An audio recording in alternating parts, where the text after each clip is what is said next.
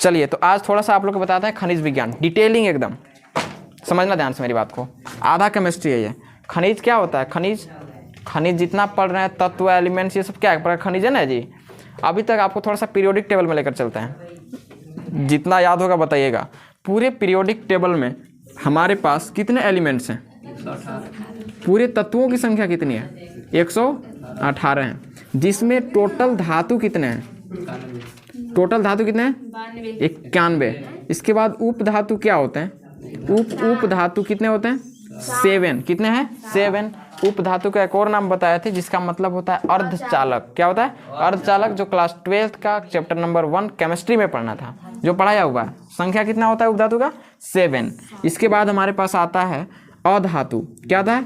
अधातु। अब एक कॉन्सेप्ट है इस जगह पे कि यदि हमारे पास टोटल तत्वों की संख्या 118 है और इन दोनों को ऐड कर देंगे तो 98 हो जाएगा, तो बचा कितना हमारे पास? 20। कितना बच गया? 20। तो नॉन मेटल्स की संख्या कितना है? 20। और उप धातु की संख्या कितना है? 7। और धातु की संख्या कितना है?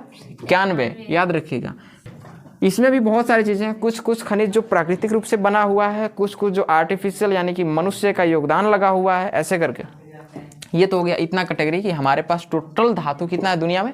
टोटल धातु कितना है पृथ्वी पर? 91। कितना है? 91। उप धातु कितना है? 7। और अधातु कितना है? 20।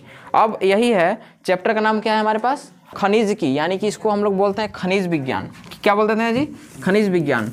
समझने वाली बात है कि खनिज की को इंग्लिश में क्या बोलते हैं? मिनरलॉजी कहते हैं। क्या कहते हैं? मिनरलॉजी। समझ आ गया? खनिज की कहेंगे किसे, ये बताइए। खनिज की किसे कहेंगे? खनिज की उसे कहेंगे जैसे कि हम लोग सेल की पढ़ रहे थे, यानी कि उसका इंग्लिश होता था पेट्रोलॉजी। तो क्या पढ़ते थे कि चट्टानों के बारे में अध्ययन करेंगे तो उसे कहेंगे सेल की। सेम यहाँ पर भी आ गया कि हम लोग खनिजों का अध्ययन करेंगे। किस चीज़ का अध्ययन करेंगे? खनिजों का। तो खनिजों का अध्ययन यदि कर लेंगे तो खनिज की नहीं बोल सकते हैं उसे, क्या आराम से बोल देंगे ना। अब इसके अंतर्गत देखिए, मेनली 3-4 प्रकार खनिज होते हैं। जैसे कि एक खनिज होता है प्राथमिक खनिज, एक होता है द्वितीयक खनिज। तो आपको प्राथमिक खनिज सबसे पहले समझिए कि एक केस में हम बोल रहे हैं प्राथमिक खनिज मतलब कि जो लावा और मैग्मा से जिन खनिजों का निर्माण हुआ है उसे बोलते हैं प्राथमिक खनिज। और अन्य विधि द्वारा जो खनिज बना उसे क्या बोल देंगे? द्वितीयक खनिज। इसी में एक और खनिज का टाइप आता है जिसको हम लोग बोलते हैं धात्विक खनिज। एक को क्या बोलते हैं? धात्विक खनिज। और एक को बोलते हैं अधात्विक खनिज। अब देखिए, जब भी एग्जाम होगा आपका, तो यदि उसमें बोल दिया कि खनिज कितने प्रकार के होते हैं, आगे समझ में, यानी कि how many types of minerals, तो क्या लिखिएगा? मेटल्स एंड नॉन मेटल्स लिखना पड़ेगा। यानी कि धात्विक मिनरल और एक क्या हो जाएगा? अधात्विक खनिज। दोनों का मतलब अलग अलग हो गया। आपको प्राथमिक द्वितीयक वहाँ पे नहीं लिखना है। नहीं तो कोई भी चीज़ का डिफिनेशन दीजिएगा, प्रकार बोल दिया तो बोले 1 प्रकार के, 2 प्रकार के, 3 प्रकार का होता है। जैसे कि बिलियन था ना, तो उसमें क्या पढ़ाए थे आपको कि सबसे पहले क्या आता था? बाइनरी आता था, ट्राइनरी आता था, क्वार्टनरी आता था। उसमें ऐसे बोल सकते थे क्या? 1 प्रकार वाला बिलियन, इसको बोलते थे 2 प्रकार वाला बिलियन, एक को बोलते 3 प्रकार वाला बिलियन, ऐसा बोल सकते हैं? नहीं। तो यही होता है। अब बताइए, धात्विक चीज़ों में ना 2-3 चीज़ों का बारे में हमें ध्यान देना पड़ता है। अब धात्विक हो या अधात्विक, सबसे ज़्यादा गुण किसमें पाए जाएंगे? अधातुओं में कि धातुओं में? ये बताइए। जब हम लोग धातु अधातु भी पढ़ते थे पहले, तो क्या पढ़ते थे? सबसे ज़्यादा गुण किसका होता था? अधातु का कि धातु का? अधात्विक मीन्स क्या होता है कि अधातुओं के बारे में पढ़ रहे हैं। धात्विक मतलब क्या होगा कि वैसे खनिज जो जिनमें हम धातुओं की मात्रा को पढ़ रहे हैं। इसी में आता है हमारे पास एक पॉइंट जिसको हम लोग बोलते हैं सबसे पहले खनिज, कि खनिजे क्या होता है। मेन पॉइंट है ना, जैसे खनिज की पढ़ रहे हैं, बोल दिए कि खनिजों का अध्ययन को हम लोग क्या बोल रहे हैं? खनिज की। खनिजे क्या होता है ये पता है? खनिज क्या होता है? हमारे जो परपट्टी है, पूरे भूपरपट्टी के ऊपर, यानी कि परपट्टी वाले क्रस्ट में, यानी जो क्रस्ट है लेयर, इसमें अकार्बनिक रूप से जो चीज़ पाई जा रही है ना, अकार्बनिक रूप से जो चीज़ पाई जा रही है उसी को हम लोग खनिज कह देते हैं। क्या कहते हैं जी? खनिज कहते हैं। तो खनिज क्या होता है? एक अकार्बनिक पदार्थ होता है। क्या होता है? अकार्बनिक पदार्थ। याद कर लेना क्लास में, अकार्बनिक पदार्थ को क्या बोलते हैं? खनिज बोलते हैं। क्या ये आर्टिफिशियल होंगे या नेचुरल होंगे? आर्टिफिशियल मतलब होता है मानव द्वारा। तो क्या हम लोग बना दिए अकार्बनिक? नहीं। क्या होता है? प्राकृतिक। ये क्या होता है? प्राकृतिक होते हैं। खनिज अकार्बनिक पदार्थ होते हैं और प्राकृतिक होते हैं, और पाए कहाँ पे जाते हैं? परपट्टी पर पाए जाएंगे। कहाँ पाए जाएंगे? परपट्टी पे। अब यहाँ पे एक और चीज़ आता है जिसको हम लोग कहते हैं मुख्य खनिज। क्या बोलते हैं जी इसको? मुख्य खनिज। ध्यान देने योग्य बात यह है कि खनिज, अब अभी जस्ट आपको पता चला कि अकार्बनिक पदार्थों को हम खनिज बोल रहे हैं, लेकिन यहाँ पे आ गया मुख्य यानी कि मेन। तो इसको यदि इसको इंग्लिश में हम लोग इसको इंग्लिश में यदि मिनरल बोल रहे हैं तो इसको मेन मिनरल बोलना पड़ेगा हम लोगों को, ठीक है। इसको क्या बोलेंगे? Main mineral. इसमें देखो दोनों कंडीशन आ सकता है कि मुख्य खनिज में, जैसे मान लो कि अधात्विक रूप में हम लोग कोयला के बारे में पढ़ लिए। कोयला तो कोयला कार्बनिक है कि अकार्बनिक है, ये बताइए पहले। कोयला कार्बनिक है कि अकार्बनिक है? कैसे? कोयला को ही ना कार्बन कहते हैं, तो कार्बनिक ना हो गया? बताओ। तो हम क्या बोले कि खनिज अकार्बनिक पदार्थ होता है, तो कोयला खनिज नहीं है, वो एक प्रकार का जीवाश्म है, जीवों का अवशेष है वो। केवल कभी भी खनिज में हम लोग उसे नहीं पढ़ सकते। आगे समझ में? हाँ, कोयला के बारे में डिस्ट्रीब्यूशन कर सकते हैं कि कोयला का निर्माण कैसे हुआ, उनका डिस्ट्रीब्यूशन यानी कि वितरण कहाँ कहाँ है, कौन से इलाके में ज़्यादा पाए जा रहे हैं, इसकी उपयोगिता क्या है, इस चीज़ के बारे में। फॉर एग्जांपल हम लोग लौह अयस्क के बारे में पढ़ रहे हैं, लोहा। आगे समझें? तो लोहा तो अकार्बनिक पाया जाता है, हेमेटाइट, मैग्नेटाइट, मैग्नेसाइट, ये सब इसका नाम होता है। तो ये होते हैं मुख्य खनिज। मुख्य खनिज में यह है कि बताइए कि यदि बॉक्साइट का नाम आपने सुना है? बॉक्साइट यदि हमको मिल गया, तो बॉक्साइट मिल गया तो वो तो मिट्टी के रूप में पाया जाएगा ना, लाल मिट्टी के साथ वो पाया जाता है। तो हम लोग क्या बोल देंगे कि सब खनिज है? नहीं, उसमें से हमको पहचानना होगा ना कि मेन मिनरल क्या है, इसका मेन चीज़ इसका क्या है, तो उसी को बोलते हैं मेन मिनरल। अब इसमें दोनों केस में हो सकता है, या तो मेन मिनरल मेटल्स भी हो सकता है और नॉन मेटल्स भी हो सकता है, धातु भी हो सकता है और अधातु भी हो सकता है। दोनों केस में दोनों हो सकता है। यही होता है आपका मुख्य खनिज। मुख्य खनिज में ही एक चीज़ आता है जिसको हम लोग बोल देते हैं अयस्क। क्या बोलते हैं जी? अयस्क। इसे इंग्लिश में ओर कहते हैं। क्या कहते हैं? और। देखिए, कभी भी मुख्य खनिज में 60% 50% के लगभग, मान लो कि कोई भी चीज़ हमको प्राप्त हुआ, कोई भी अकार्बनिक पदार्थ प्राप्त हुआ, उसमें से 100 में 50 से 60% यदि क्या पाया जा रहा है, एक ही प्रकार के एलिमेंट्स पाए जा रहे हैं। फॉर एग्जांपल, यदि हमको कोई हेमेटाइट प्राप्त हो रहा है, क्या प्राप्त हुआ? हेमेटाइट। तो हेमेटाइट में 50 से 55% 60% लोहा पाया जाता है। क्या पाया जा रहा है? लोहा। इसीलिए हम लोग बोल सकते हैं कि हेमेटाइट का अयस्क क्या हो जाएगा? लोहा हो जाएगा। लेकिन देखिएगा, आप लोग के उल्टा पूछता है सवाल में। 8 क्लास, 9 क्लास, 10 क्लास में जो भी पढ़िएगा ना, उल्टे पूछेगा आप लोग। कभी पूछा है ऐसे? देखना, एक चीज़ ध्यान दो कि जैसे हम लोग प्राप्त जो किए उसको तो खनिज बोल दिए। क्या बोल दिए उसको? खनिज। जैसे हम लोग बॉक्साइट को प्राप्त किए तो वो क्या है मेरे लिए? खनिज है। लेकिन उससे जो ओरिजिनल जो धातु प्राप्त हुआ उसे हम लोग क्या बोलते हैं? अयस्क बोल दिए।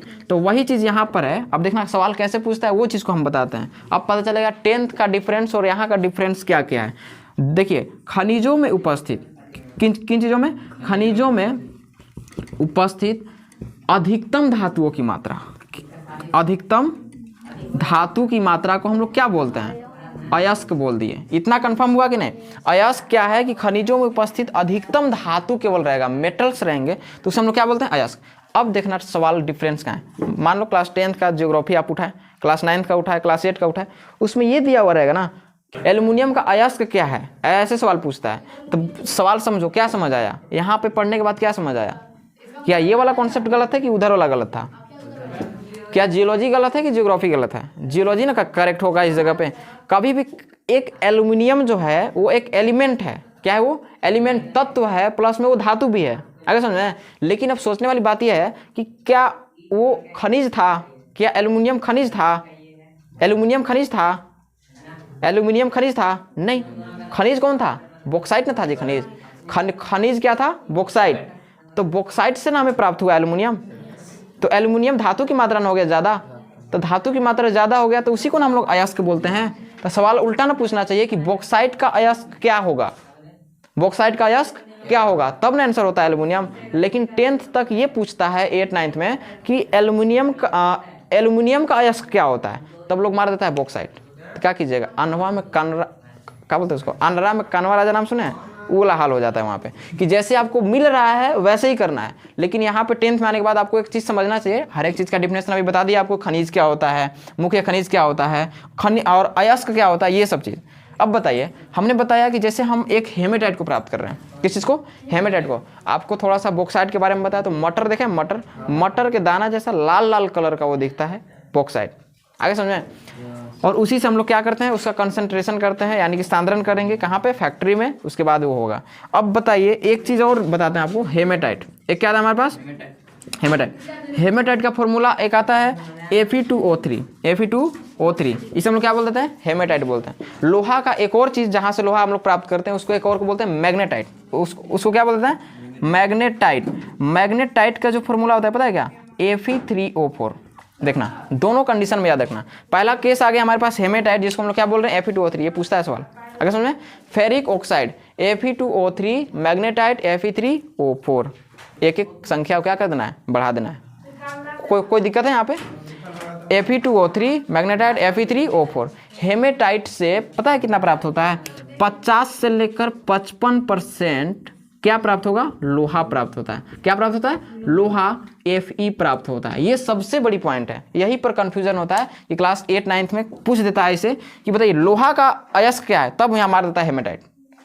अब बताइए कि लोहा का अयस्क कैसे हम लोग बोल सकते हैं, सवाल ही गलती हो गया। लोहा को क्या हम लोग सीधा प्राप्त कर लेते हैं, मुक्त अवस्था में पाया जाता है ओनली गोल्ड और प्लेटिनम।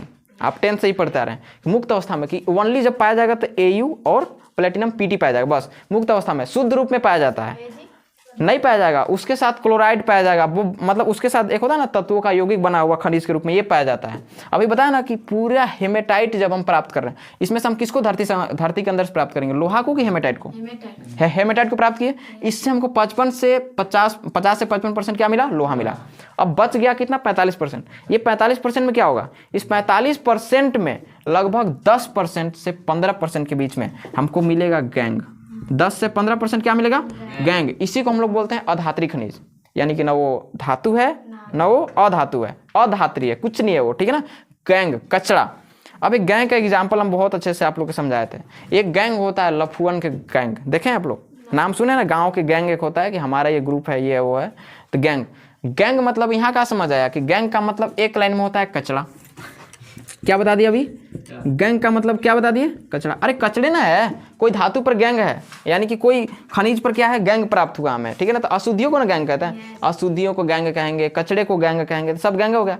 गैंग का दूसरा नाम क्या था जी, अधात्री खनिज। इसी को शुद्ध कर दिया है, क्या कर दिया है, शुद्ध कर दिया, कि कोई बुरा ना मान जाए कि किसी के गैंग को हम लोग कचड़ा बोल दिए।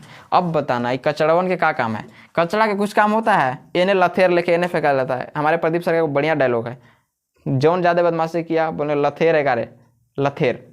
लथेर किसको कहते हैं, मान लो गाय को घास दिए हैं, खा नहीं रही है, लाते लाते वगैरह मारे टेढ़ कर दिए, मतलब पूरी तरीके से घास को क्या बोलते हैं, उसको लसार देना, तो क्या हो गया, वो लथेर हो गया ना। सेम वैसे ही लथेर टाइप के कचरा बन जाता है। कचरा को लथेर नहीं बोलेंगे, मान लो कोई कचरा है उसको उधर फेंक दिया तो क्या बन गया, लथेर। तो वैसे ही गैंग वालों का एक और नाम लथेर हो गया, दूसरा चीज़ कचरा हो गया। और बढ़िया से इज्जत रेस्पेक्ट के साथ जियोलॉजी बोल दिया कि उसमें बुरा मान जाएगा, क्या बोल दो उसको, अधात्री बोल दो। क्या बोल दो, अधात्री। आगे समझ में। अब देखना कचड़वा के कैसे निकालता है, दुश्मन लेके भगाता होगा कि नहीं निकाल, लोहा में से, हेमेटाइटवा में से। सेम उसी प्रकार से जितने भी आज के समाज में, सोसाइटी में भी गैंग हैं, ये भी हमारे पृथ्वी के लिए कचड़े हैं। किन के लिए हैं, पृथ्वी के लिए। ये मरेंगे तो इनके लिए जीवाश्म भी नहीं बनेगा। आगे समझ में, ऐसे समझ आया कि नहीं आया। अधात्री खनिज कहते हैं कि जो खनिजों में पाई जाती है अशुद्धि, उसी क्या बोलते हैं, अधात्री खनिज। समझ आया। 3 टॉपिक था बहुत इंपॉर्टेंट। खनिज की किसे कहते हैं, खनिजों के अध्ययन को खनिज की बोल दिए। कितने प्रकार के खनिज पढ़ना है, 2 प्रकार के, धात्विक और अधात्विक। धात्विक में धातु की मात्रा ज़्यादा होगी, अधात्विक में अधातु की मात्रा ज़्यादा होगी, और बाकी जो नॉर्मल होगा उसे कचरा कह देंगे हम लोग। इसी में पढ़ा दिया कि खनिज क्या होता है, तो भूपरपट्टी पर अकार्बनिक रूप से पाए जाने वाले पदार्थों को हम लोग क्या बोलते हैं, खनिज कहते हैं। खनिज को इंग्लिश में मिनरल कहते हैं। आगे समझ। और मुख्य खनिज एक आता है, इसमें आपका धातु और अधातु दोनों हो सकता है, लेकिन मुख्य खनिज में ही हमें पढ़ना होता है अयस्क के बारे में, जिसका इंग्लिश ओर होता है। और ओर में ओर किसे कहते हैं, तो क्या बोलते हैं, खनिजों में उपस्थित अधिकतम धातु मात्रा, यानी कि अधिकतम धातु की मात्रा को क्या बोलते हैं, अयस्क बोलते हैं। फॉर एग्जांपल कि यदि हम, अच्छा हेमेटाइट याद रखना, उल्टा सवाल कभी नहीं यहाँ पे समझना।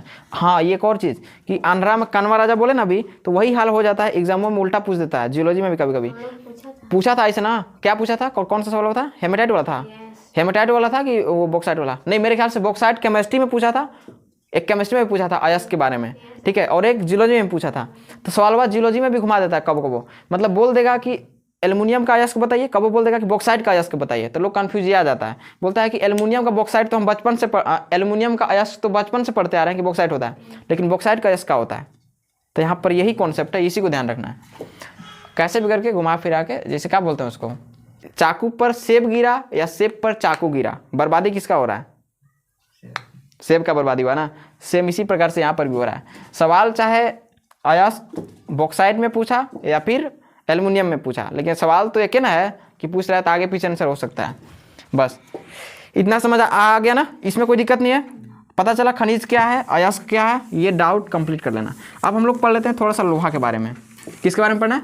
लोहा के बारे में, और कोयला के बारे में पढ़ाएंगे, उसके लिए स्पेशल एक लाएंगे क्लास। देखिए लोहा में हमको दो चीज़ के बारे में बहुत डिटेल से आपको पढ़ना पड़ेगा। एक लोहा अभी तुरंत बताएं, लोह अयस्क हम लोग पढ़ रहे हैं ना। लोहा कभी भी मुक्त अवस्था में नहीं पाया जाता इस धरातल पे, आगे समझ में, मतलब कि कहीं पर लोहा धरती के नीचे रखा हुआ है और प्राप्त हो जाए, ऐसा कभी नहीं होता है।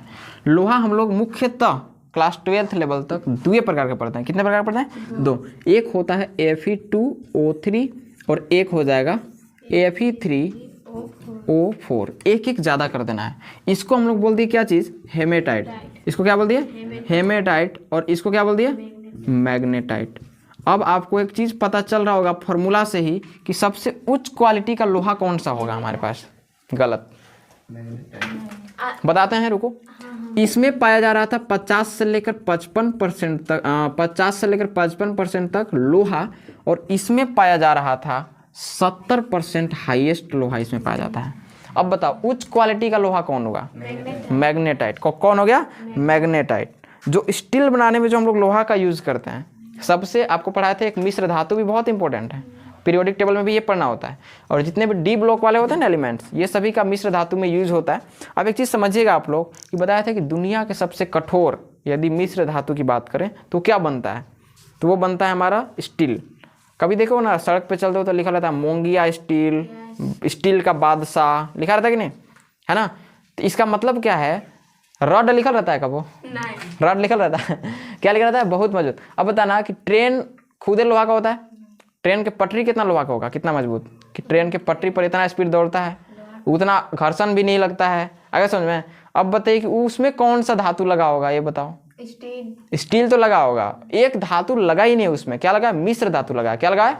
मिश्र धातु लगा है। तो मिश्र धातु लगा है तो लोहा तो होगा। मिश्र धातु में स्टील किस किस चीज से बनता है उसको भी याद रखना। बनता है लोहा से और एल्यूमिनियम से। लोहा और एल्यूमिनियम। और एल्यूमिनियम पता है क्यों? क्योंकि एल्यूमिनियम का एक परत आपको पता होगा कि एल्यूमिनियम पर यदि कोई ऑक्साइड जमा होता है, यानी कि एल्यूमिनियम ऑक्साइड, क्या एल्यूमिनियम के ऑक्साइड को क्या बोल सकते हैं? Aluminium oxide. एल्यूमिनियम ऑक्साइड जितना जमा होगा उतना ही एल्यूमिनियम को मजबूत बनाता है। अब जस्ट अपोजिट समझना। जैसे हमारे पास लोहा है, पीछे देखो है लोहा है ना, जब से लगा है तब से उस पर जंग लग रहा है। क्या हो रहा है? जब से लगा है तब से क्या हो रहा है? जंग लग रहा है। अब जंग लग रहा है तो क्या उसका परत उसको मजबूत बना रहा है? क्या उस जंग जो है, अभी पढ़ाया था ना संचालन तीसरा चैप्टर में, तो क्या उस लोहे का परत उस लोहे को, यानी कि लोहे का ऑक्साइड, उसको लोहा का ऑक्साइड ना बोलेंगे, फेरिक ऑक्साइड, तो क्या उस लोहे के परत को उसका संचालन जो हुआ, यानी कि जंग जो लगा, क्या जंग उसको मजबूत बना रहा है? नहीं, मजबूत नहीं बना रहा है, उसका क्षय कर रहा है, एक तरीके से नुकसान कर रहा है। तो लेकिन यहाँ पर उल्टा होता है एल्यूमिनियम में, कि एल्यूमिनियम में कितना भी रिएक्शन करा दो, जिसको बोलते हैं ना कार्बन जम गया है, एल्यूमिनियम पर जितना ज़्यादा जमेगा एल्यूमिनियम उतना ही ज़्यादा क्या होता है? मजबूत होता है। क्या होता है? मजबूत होता है। आगे समझ में? तो समझो लोहा भी सबसे मजबूत, लोहा में कौन किसका यूज करेंगे? मैग्नेटाइट का। किसका? मैग्नेटाइट वाले कैटेगरी का लोहा का यूज कर दिए और प्लस में एल्यूमिनियम का मिक्स कर दिए। दोनों को मिलाकर हम क्या बना दिए? आपका स्टील बना दिए। क्या बना दिए? स्टील। टाटा स्टील कारखाना के नाम सुने आप लोग? टाटा स्टील कारखाना। इससे और चीज़ समझिए कि लोह अयस्क, जमशेद जी टाटा, जमशेदपुर जो नाम पड़ा है, किसी अरबपति करोड़पति कुछ भी कह सकते हो, काहे की कमी नहीं है ना। तो वही क्या कर रहे थे कि एक बार जंगल में टहल रहे थे, और जंगल में टहल रहे थे तो देखा कि पहाड़ी, मतलब जमशेदपुर साइड का कोई होगा पहाड़ी, तो उस पहाड़ी में, पहाड़ी से लोग क्या होता है, उसको नहीं होता है कपार पर ढोते हैं, बोझा टाइप के, अरे वो नहीं होता टोकरी में, तो टोकरी में वही ढो रहे थे। ठीक है, तो इन्होंने देखा भाई जिसके पास पैसा है वो शांति से थोड़े रहता है, और पता है कि वो क्या है, बिल्डर इंसान है, तो अपना खोज रहा था कि कहीं पे कोई चीज़ मिल जाएगा तो वहाँ पे अपना ये करेंगे। अब देखा वहाँ पे ना कि पूरी तरीके से जमशेदपुर के साइड में, सिंहभूम तरफ में क्या हुआ कि देखा कि लोग का ला रहे हैं ऊपर से, मतलब ऊपर पहाड़ी पर से क्या ढोकर ला रहे हैं, तो उस पहाड़ी पर मिलता था लौह अयस्क। क्या मिलता था? लौह अयस्क। अब देखा, पूछा कि क्या है, तो बोला कि इन लोग जो आदिवासी थे, जंगल में आदिवासी रहते हैं, तो उन्होंने बोला कि लौह अयस्क मिलता है। मतलब लौह अयस्क क्या नाम पड़ा, मतलब समझो कि लोहा वहा मिलता है, ठीक है ना, इसी से हम लोग काम करते हैं। अब बताना यहाँ पर कि उनको एक माइंड में आ गया कि भाई पैसा वाला आदमी था, सर्वे करा दिया उस जगह पे कि बताइए कितनी मात्रा में इस जगह पे क्या है, लोहा अयस्क पाया जा रहा है। ये सब झारखंड की बात है, कहीं अलग से नहीं बता रहे हैं, ठीक है, झारखंड में। अब बताइए कि सर्वे कराया तो टनों टन, एक होता है ना कि इतना टन उतना टन, कितना लाखों टन उसको पता चल गया उस सर्वे के दौरान कि वहां पे क्या पाया जा रहा है, लोहा पाया जा रहा है, और उच्च क्वालिटी का लोहा था। गोंडवाना क्रम अभी आपको पढ़ाने वाले हैं, आज नहीं हो पाएगा, लेकिन आने वाले क्लास में स्तरित सेल विज्ञान में गोंडवाना क्रम है। इतना इंपॉर्टेंट चैप्टर है ना कि गोंडवाना क्रम 11th में 12th में हर जगह तुमको देखने को मिलेगा जियोलॉजी में, तो गोंडवाना क्रम में बताएंगे। तो वही गोंडवाना क्रम के यहाँ पे लौह अयस्क पाया जा रहा है। बस इतना समझो अभी के टाइम में कि गोंडवाना क्रम के सेल सबसे उच्च क्वालिटी का सेल होता था, इतना याद रखना।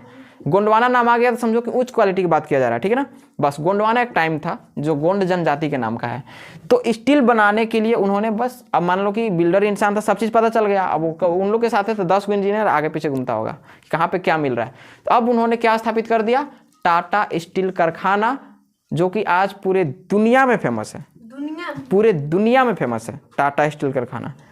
भारत का तो नंबर 1 है, ये है टाटा स्टील। कभी देखिए गाड़ी उड़ी जो भी लोग लेता है, क्या लेता है, टाटा लेता है, टाटा सफारी लेगा, ज़्यादा से ज़्यादा टाटा का ही चलता है। अरे जो कुदाली होता है ना, कुदलिया में टाटा लिखल रहता है। अरे जो नॉर्मल हम लोग चीज़ लेते सब चीज़ें में क्या मिलेगा, टाटा मिलेगा। तो टाटा का मतलब क्या हो गया कि झारखंड से ही निर्मित होता है। और इसीलिए देखिएगा झारखंड में सबसे ज़्यादा खनिजों का राजा झारखंड को कहा जाता है, और झारखंड सबसे अमीर राज्य है। लेकिन झारखंड की सरकारी संस्थाएँ और क्या बोलते हैं उसको, सरकार की कमियों के कारण, एक बोलते हैं ना, आप अपनी शक्ति को नहीं पहचान पा रहे हैं। तो वही कि झारखंड के पास कितनी शक्ति है यहाँ के लोगों को पता है, और जो इंजीनियर है उनको पता है। और जो यहाँ पे दूसरे जगह से बिल्डर आए, आखिर जमशेदजी टाटा जो थे, उनका तो घर यहाँ पे था नहीं, वो देखे कि यहाँ पे फायदेमंद वाला चीज़ है, इसलिए ना यहाँ पे उनका फैक्ट्री बन गया। लेकिन यहाँ के लोगों को ये समझ नहीं आती है, खासकर सरकार यदि चाह जाएगी ना तभी हो सकता है संभव। लेकिन एक चीज़ समझो कि झारखंड से जो निर्यात किया जाता है, आयात निर्यात नाम सुना है ना, निर्यात, इधर से उधर जाने वाला प्रोसेस, तो जाता है क्या चीज़, ज़्यादातर कोयला जाता है। क्योंकि पूरे विश्व में, पूरे दुनिया में जितना देखना ना, पृथ्वी, पूरे पृथ्वी पर झारखंड चौथा स्थान है कोयला के निर्माण में।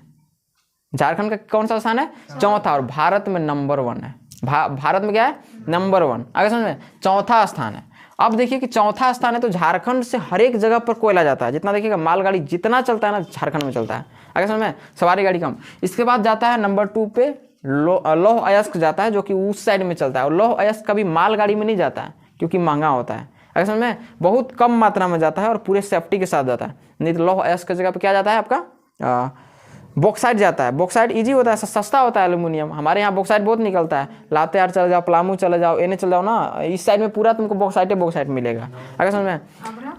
अब्रक भी मिलता है कोडरमा में, बताया था ना, कोडरमा में अब्रक पाया जाता है। ये पूछता है, अभी सवाल पूछी ना, अब अब्रक किस जिला में पाया, कोडरमा फिक्स है, एकदम पूछेगा ही पूछेगा, ये गारंटी है। इस वर्ष नहीं पूछा था, शायद पूछ सकता है। अब्रक कहाँ पाया जाएगा, अब्रक में भी झारखंड नंबर 1 पे, अब्रक उत्पादन में भी झारखंड क्या है, नंबर 1 पे, कोडरमा में पाया जाता है। कोडरमा पाया जाएगा तो अभी झारखंड का मैप हम लोग लाएंगे तब डिटेल में पढ़ेंगे। इतना याद रखना। आयात निर्यात 2 प्रोसेस होता है। आयात मतलब कि कहीं और से हमारा सामान आ रहा है, निर्यात मतलब कि यहाँ से हम कहीं पे भेज रहे हैं। तो वही कि ज़्यादातर निर्यात हमारा झारखंड से होता है। झारखंड को खनिजों का राजा कहा जाता है। ये बात अलग है, लोग अपनी शक्ति को नहीं पहचान रहे कि हमारे झारखंड में क्या है, लेकिन सबसे अमीर राज्य हमारा कौन है, झारखंड है पूरे देश का। आगे समझे। अब देखो यहाँ पे कि स्टील जो बन गया, तो स्टील बन गया तो इसका भी बहुत प्रकार की क्वालिटी होता है। एकदम बेसिक कॉन्सेप्ट आज दे रहे हैं आपको खनिज से संबंधित कि खनिज का पावर क्या है, ठीक है। अब यहाँ पे स्टील का जो था, नॉर्मल क्वालिटी हो सकता है, मीडियम क्वालिटी हो सकता है। जैसे अभी किसे बताए थे, क्वालिटी बताए थे ना, एक का बताए थे, फास्टर और लास्टर, एक फास्ट और एक लास्ट बताए थे ना, ऐसे। तो मतलब ये तो रिएक्शन के आधार पर बताए थे। एक होता है मीडियम, एक होता है लोअर, और एक होता है एकदम हायर। तो हायर क्वालिटी में ये होता है कि जैसे एकदम हायर क्वालिटी का देखिए क्या होता है, जैसे हम लोग बोलते हैं कि एक्सल का लोहा, नाम सुने कभी, किस चीज़ का लोहा, एक्सल का लोहा। अच्छा, उससे भी नहीं हुआ तो छोड़ो, जो ट्रेन के पटरिया वाला होता है ना, पटरी, रेलवे ट्रैक जिसको बोलते हैं, पतला वाला, ये होता है सबसे हाई क्वालिटी का लोहा। लोहा नहीं बोल सकते, अब उसे स्टील बोलना है। क्या बोलना है? लेकिन लोहा ही बोलेंगे। ऐसा क्यों? क्योंकि लोहा के 80% मात्रा होता है, एल्युमिनियम का 20% होता है। अगर समझ में? तो जिसकी मात्रा ज़्यादा यानी कि विलायक, और ये क्या हो गया? विलेय हो गया, तब ना जाकर। अच्छा ये भी बिलियन है, बिलियन है कि नहीं? अवस्था के आधार पे बिलियन बोल सकते हैं कि नहीं? ये भी ठोस, ये भी ठोस, ठोस ठोस मिलकर कौन सा बनाएगा? ठोस अवस्था बनाएगा ना, तो ये भी क्या हो गया? बिलियन। अरे लोहा ठोस अवस्था में होता है, सॉलिड स्टेट में, ये भी सॉलिड स्टेट में हुआ। और जो बिलियन बना ये भी सॉलिड स्टेट होगा। विलायक किसको बोलेंगे? जो जिसकी मात्रा ज्यादा होती है उसी को ना बोलते हैं। तो इसको क्या बोलेंगे? विलायक बोलेंगे। और जिसकी मात्रा विलयन में कम होती है या जो विलायक में घुला होता है उसको बोलते हैं विलेय कहते हैं। अब स्टीलवा को विलयन नहीं बोल सकते हैं क्या जी? आराम से बोल सकते हैं ना। तो बस यही है, आगे समझ में। अब देखिए सबसे हाई क्वालिटी का लोहा क्या हो गया हमारे पास? ट्रेन का पटरी। अब बताना कि ट्रेन वो लोहा का बना हुआ है, चकवा उकवा जितना रहता है। अब बताना कि एक चीज़ कि जितना वजन, जितना मजबूत आपका ट्रेन का पटरिया रहेगा, क्या उतना ही मजबूत चकवा भी रहेगा? दोनों मजबूत रहेगा, दोनों मजबूत रहेगा तब ना बराबरी का मुकाबला होगा। नहीं तो जो कम रहेगा ऊपर में, पता ट्रेन तो और टन कितना लाख टन रहता है वजन उसका, ठीक है। तो अब बताना कि वो कैसे डोबेगा? उसमें तो ट्यूब नहीं होता है। एक हमारे गांव में वकील नाम के कोई खान थे, एक होता ना वकील खान, उनका नाम था। मेरे पिताजी के साथ पढ़ाते थे, बहुत रिस्पेक्टेड इंसान है, खासकर हम लोगों के द्वारा रिस्पेक्टेड इंसान है। तो क्या होता था ना, और पूरे गांव में बहुत रिस्पेक्ट मिलता है। वो मतलब टीचर थे, नंबर 1 टीचर थे हमारे गांव के। इसके बाद वो मतलब हमारे पापा लोग के साथ वो पढ़ाते थे। पापा लोग बाद में गए थे पढ़ाने। अब देखना क्या हुआ कि उनका डायलॉग सुन के बड़ी हंसी तुमको छूटेगा। एक बार बोल रहे थे कि पता है लेट किससे हो गया हम लोग के, जैसे ट्रेन से कभी आना है, मान लो कि रांची से आना था इधर, तो बोलेंगे पता है लेट क्या हो गया? ट्रेन लेट नहीं हुआ ना, हम लेट हुए। अब एक्चुअली ऐसा बोलते हैं कि गाड़ी छूट गया। रियल में गाड़ी नहीं छूटता है, हम खुद ही छूट जाते हैं। कभी बोल सकते हैं कि ट्रेन छूट गई, ऐसे बोल सकते हैं? नहीं, हम छूट गए। ट्रेन तो अपने टाइम पे आई हो गई, ठीक है ना। तो वो क्या बोलते थे कि नहीं, हम ट्रेन को भी नहीं छोड़े, हम भी नहीं छूटे और ट्रेन भी नहीं छूटी। क्या हुआ कि गाड़ी में गए और ट्रेन के स्टीयरिंग फेल हो गया था, और फिर 10 किलोमीटर आगे गए तो ट्रेन के चक्के पंचर हो गया। अब बताना कि जो और ही अगल बगल जो बकलोलवन खड़ा था उन्हीं को बोलता था कि ओ ठीक है तभी लेट हो गया, नहीं तो बोले कि हाँ। मतलब समझो कि वो डायलॉग एकदम आराम से बोलते थे ऐसे कि पता है क्या हुआ कि ट्रेन का मतलब गया तो क्या हुआ कि ट्रेन का चक्का स्टीयरिंग पहले फेल हो गया, ठीक है। और उसके बाद जैसे स्टीयरिंग बना, ड्राइवर बनाया, तो 10 किलोमीटर और आगे जाने के बाद क्या हो गया? ट्रेन का चक्के पंचर हो गया। आगे समझ में। अब एक बात बताना कि जो ट्रेन पर बैठा है उसे भी नहीं पता कि ट्रेन पर क्या क्या होता है। ट्रेन में कभी स्टीयरिंग होता है क्या?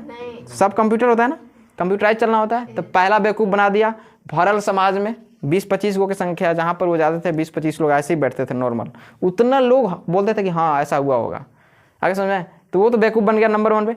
नंबर 2 पे क्या हुआ कि उन्होंने ये बोला कि चक्का। अब कौन बताए कि चक्का टायर का नहीं भरा होता है? आगे समझ में। अब चक्का पंचर, इसको भी एक कॉन्सेप्ट आपको बता देना, याद आया अभी कि जैसे मान लीजिए कि धरातल पर, हमारे पृथ्वी पर जितनी भी नीचे गाड़ियाँ चलती है, मतलब जो टायर वाली होती है, इनमें नाइट्रोजन गैस भरा रहता है। कौन सा गैस भरा रहता है? नाइट्रोजन। लेकिन नाइट्रोजन भी उतना रिएक्शन नहीं करता। लेकिन एक बात याद रखो कि यदि हम हवाई जहाज़ की बात करें तो हवाई जहाज़ में भी तो टायर होता है छोटा छोटा।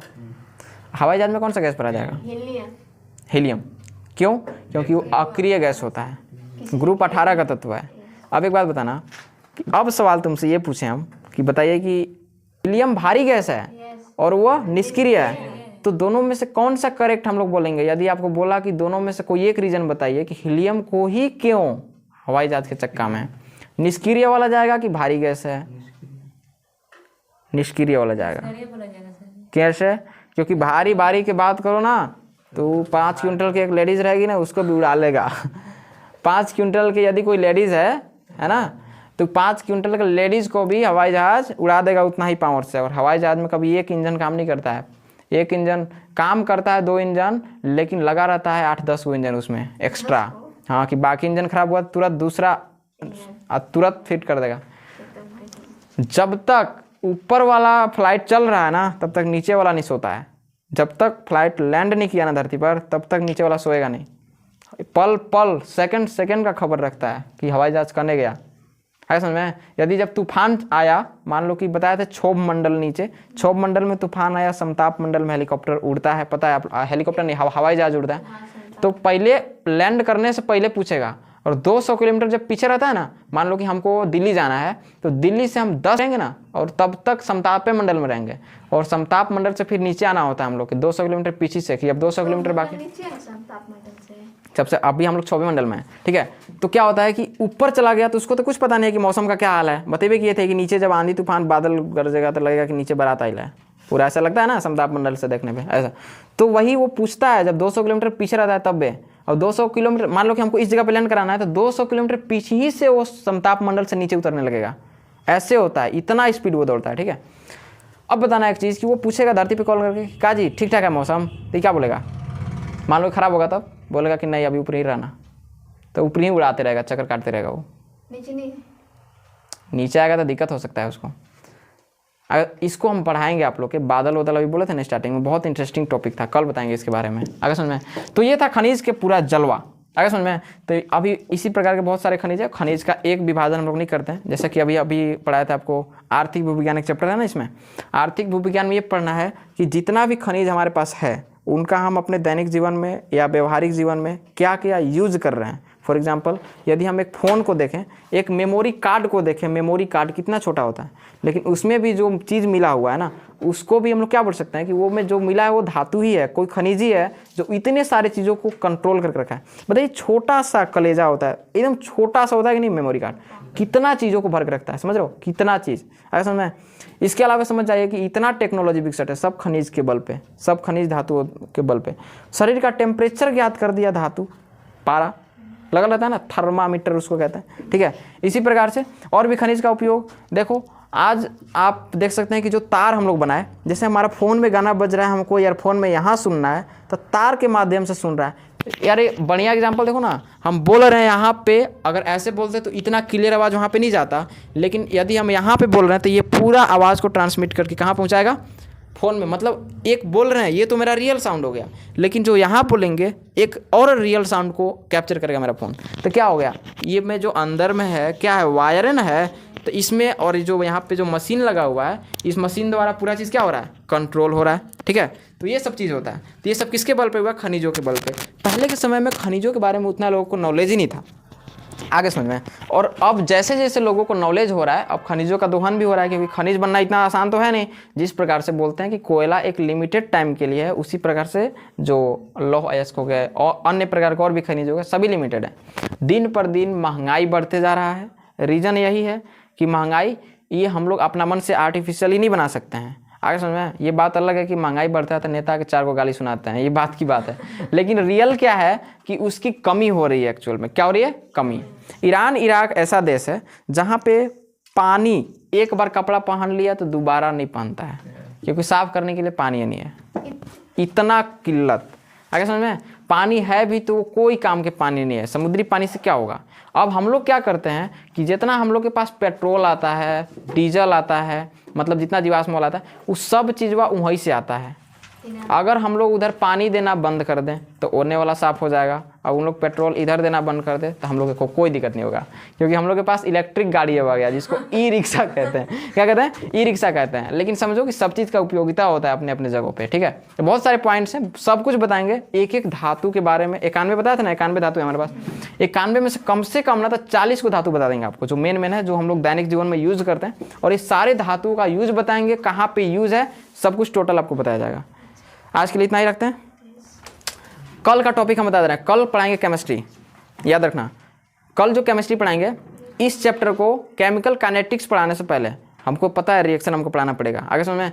हम पढ़ाएंगे कल बढ़िया से एकदम, परमाणु से स्टार्ट करेंगे, न्यूट्रॉन, प्रोटॉन, इलेक्ट्रॉनिक विन्यास पहले निकालना जरूरी है, ताकि ये पता चले कि कौन कितना इलेक्ट्रॉन मुक्त कर रहा है, किसको कितना इलेक्ट्रॉन की ज़रूरत होती है, ये सब चीज़ पहले जानना पड़ेगा। इलेक्ट्रॉनिक विन्यास जिसे कहते हैं, ये जानने के बाद तब हम लोग पढ़ेंगे वो SPDF वाला था ना। इसके बाद पीरियोडिक टेबल आपके चैप्टर क्लास 12th में है, P ब्लॉक और DF ब्लॉक एक में चैप्टर कर दिया है, S ब्लॉक क्लास 11th का चैप्टर है।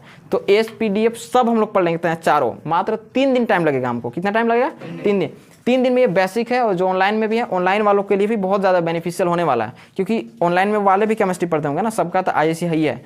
और नहीं भी, अब ऐसा नहीं, यहाँ पे देखो ये माइंड में घर नहीं बनाना है आपको कि क्या करना है कि मतलब कि क्लास 11 का टॉपिक पढ़ा रहे हैं, नहीं, क्लास 12 की किताबें पलटो, तुरंत पीरियोडिक के टेबल है, अगर समझ में, तो ये जानना बहुत ज़रूरी है। और कभी नॉलेज क्लास 11 12 के बेस पे नहीं होता है, बस सिलेबस अलग अलग बांट दिया है कि उसको इसमें पढ़ना है, उसको इसमें।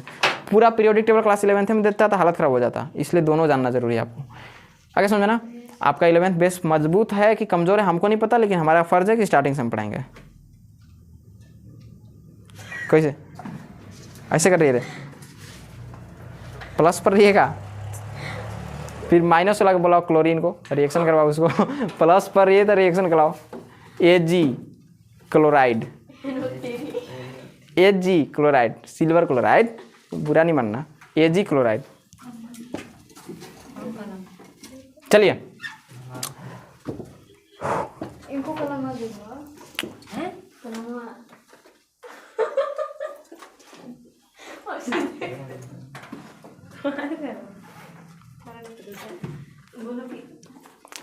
अब बाकी लोग के सुनो ध्यान से। अंचित के क्या वजह से? अंचित आ गया का जी, हम कोमा में गया था, आ गया। अंचित का ट्यूशन है सुबह में 7 बजे, हाँ क्लास चल रहा है। बाकी लोग, अरे लड़की ओकनी के बोल देना, बाकी जो है ना क्या बोलते ओकनी के, उसको क्या बोलेंगे जी, जो ईद का चांद बोलेंगे कि का के चांद बोलेंगे, 2 दिन आके शकल गायब करने वाला 10 दिन, अग्नि के बोल देना। सिलेबस अच्छा, दूसरों से तो उतना इंटरफेयर नहीं करना है दूसरों के मैटर में, लेकिन एक चीज़ याद रखना कि आप पढ़ रहे हैं तो आपको कंसिस्टेंसी बना के रखना है। हम देखें वो लड़की परमानेंट है, तू परमानेंट तो नहीं थी उधर बीच में शादी के चलते, वो लड़की परमानेंट है, बीच में एक दिन कोचिंग छोड़िए ना रे अति के चलते, तबीयत खराब के चलते। तो यही है कि क्लास को कंटिन्यू रखिएगा तो हर एक प्रकार के आप नोट्स पा सकते हैं। एक तीना क्लास मिस कीजिएगा तो पूरा दिक्कत हो सकता है। चलिए ठीक है।